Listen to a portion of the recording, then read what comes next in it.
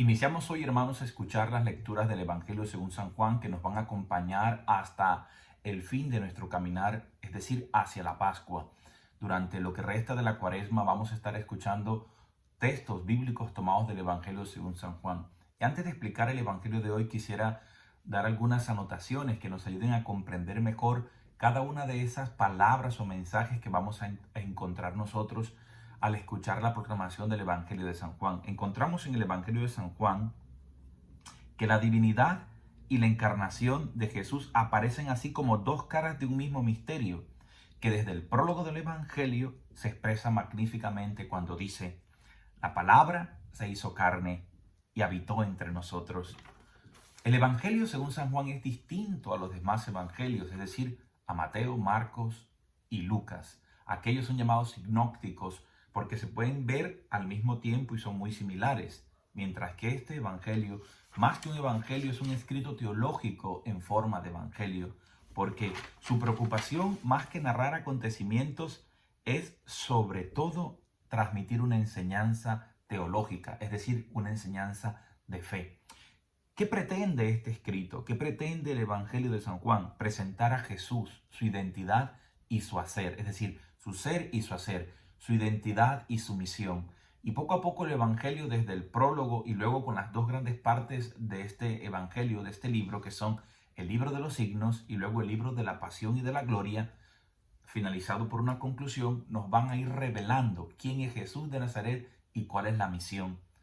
Este evangelio es teológico porque nos hace ver que Jesús es el mismísimo Verbo, el Hijo que existía desde siempre y por siempre junto al Padre y que se ha encarnado para manifestar ese amor del Padre a cada uno de los hombres. En este evangelio se nos manifiesta a Jesús, Hijo de Dios, pero también a Jesús que se hace hombre, el Hijo del Hombre. Los milagros que cuenta el evangelio no son simplemente milagros, son signos que revelan algo más profundo. Los discursos de Jesús no son simples discursos de Jesús, son sobre todo discursos sobre Jesús. Las discusiones no son sobre los problemas del tiempo de Jesús, como la ley, el sábado, los alimentos puros o los alimentos impuros, sino sobre la persona misma de Jesús.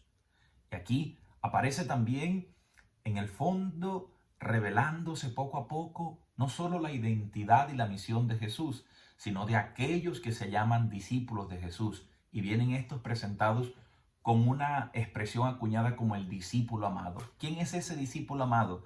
Es todo aquel que cree en Jesús. Es decir, lo primero que busca el Evangelio es suscitar la fe en quien escucha esta palabra, en quien la coge, cree. Pero ese creer se refleja a través luego del amor. Por eso insiste, esos que creen en mi palabra y la guardan permanecerán en el amor. Tercero, esos que han creído y que aman ahora anuncian para continuar la identidad y la misión de Jesús en medio del mundo.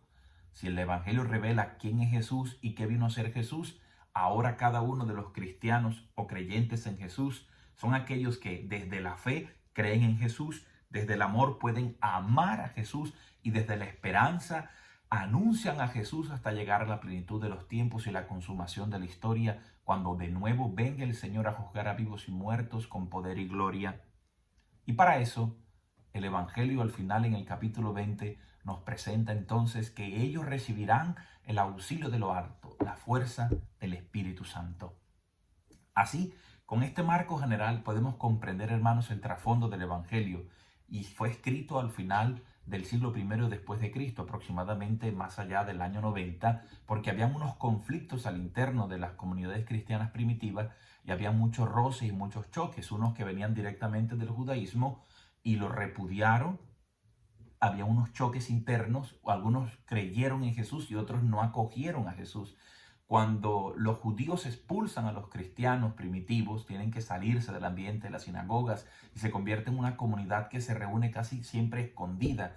Y pues muchos de ellos tienen la tentación de también abandonar la fe. Por eso el Evangelio nos presenta dos actitudes ante Jesús: aquellos que creen y aquellos que no creen o que rechazan a Jesús. Y los que creen permanecen. Por eso insiste mucho en permanecer, permanecer, porque había una crisis al interior de esa comunidad primitiva, llamada también la comunidad joánica, como está la comunidad de Mateo, la comunidad de Marco, la comunidad de Lucas. Todo esto, hermanos, nos hace comprender entonces el mensaje del Evangelio de hoy. Es el segundo de los signos que aparece Jesús en este Evangelio. El primero de los signos se llama las bodas de Caná. Allí Jesús revela inicialmente su identidad como aquel que trae el vino nuevo, el gozo, la alegría, la plenitud y la felicidad total que el ser humano está anhelando. Pues ese que ha revelado su gracia, su gloria, la alegría perfecta que se da a conocer a través de un signo, que aparentemente es un milagro transformar el agua en vino, pero está diciendo algo mucho más. No nos quedamos en el milagro, trascendemos a conocer a aquel que hizo ese milagro, pero eso es un signo que te revela algo más. Pues el segundo de los signos que aparece en ese evangelio es Jesucristo, palabra, fuente de vida, que es capaz de devolverle la vida a una persona que está prácticamente enferma, a punto de morir. Y Jesús le da una palabra a ese hombre que es el funcionario de un rey, un funcionario real, un funcionario pagano, uno que no creía en la fe de los judíos, que no esperaba las promesas de salvación, pero a través de la fe se nos presenta un hombre angustiado que insiste y que ora y que cree en la palabra de Jesús. Y en ese mismo momento que Jesús le dice, vete, que tu siervo va a vivir, que tu hijo va a recuperar la vida, que tu hijo se va a sanar, ocurrió el gran milagro.